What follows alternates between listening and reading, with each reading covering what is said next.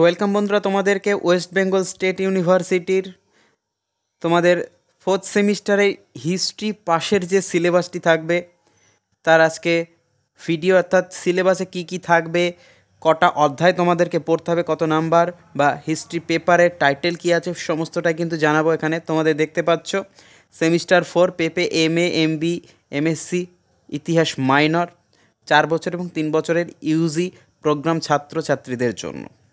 এখানে লেখাই আছে তোমাদের পেপার টাইটেল হলো 1707 খ্রিস্টাব্দ থেকে 1950 খ্রিস্টাব্দ পর্যন্ত ভারতের ইতিহাস, অর্থাৎ টোটাল ভারতের ইতিহাসই কিন্তু তোমাদের এই পরীক্ষাতে অর্থাৎ 4th সেমিস্টারেও পড়তে হবে।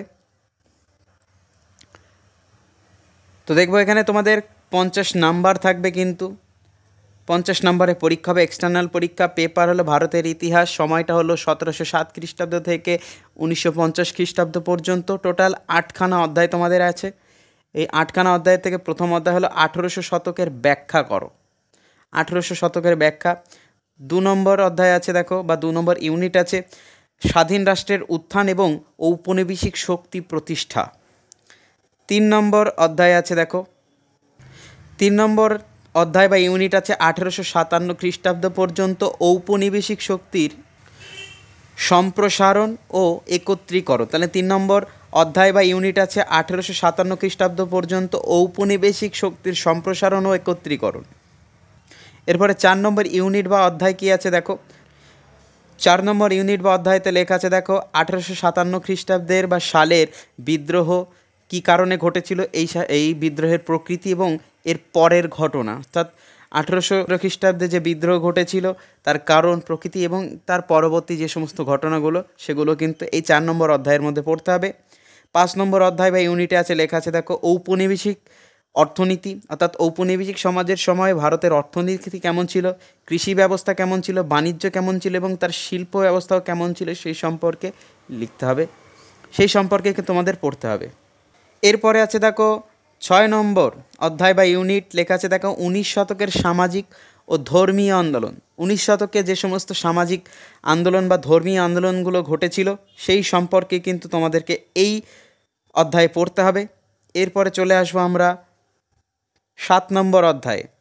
দেখো গান্ধীবাদী জাতীয়তাবাদকে কেন্দ্র করে জাতীয়তাবাদের উত্থান এবং বৃদ্ধি, অর্থাৎ মহাত্মা গান্ধীর জাতীয়তাবাদী কেন্দ্র করে জাতীয়তাবাদের যে উত্থান বা বৃদ্ধি হয়েছিল সেই সম্পর্কে পড়তে হবে।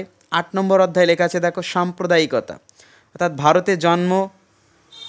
ভারতে কীভাবে সাম্প্রদায়িকতার জন্ম নিয়েছিল, এর বৃদ্ধি বা স্ফলন কীভাবে হয়েছিল এবং এই সাম্প্রদায়িক কীভাবে বিভাজন করেছিল সেটা কিন্তু পড়তে হবে এই 8 নম্বর অধ্যায়। অর্থাৎ ভারতের সাম্প্রদায়িকতার কীভাবে জন্ম হয়, এর বৃদ্ধি বা স্ফলন এবং বিভাজন এই সম্পর্কে পড়তে হবে। এবং শেষ অধ্যায় পড়তে হবে দেখো তোমাদের 9 নম্বর অধ্যায়ে লেখা আছে স্বাধীনতার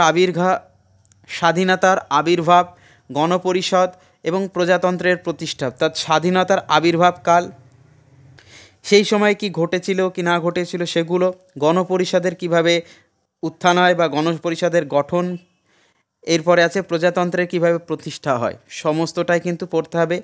এইটাই তোমাদের মূল সিলেবাস। পরবর্তী ভিডিওতে কোন সাবজেক্ট বা কোন বইগুলো তোমাদের জন্য বেস্ট হবে সেই সম্পর্কে যদি তোমরা ভিডিও চাও অবশ্যই কিন্তু তোমাদের কমেন্টের ভিত্তিতেই সেই ভিডিওটি করে দেওয়া হবে, অর্থাৎ কোন বইগুলো এই সাবজেক্টের জন্য ভালো বা প্রত্যেকটি সাবজেক্টের জন্য কোন বইগুলো বেস্ট হবে সেই রকম একটা ভিডিও কিন্তু নিয়ে আসবো তোমাদের সামনে তোমাদের কমেন্টের ভিত্তিতে। তো দেখা হচ্ছে পরবর্তী ভিডিওতে।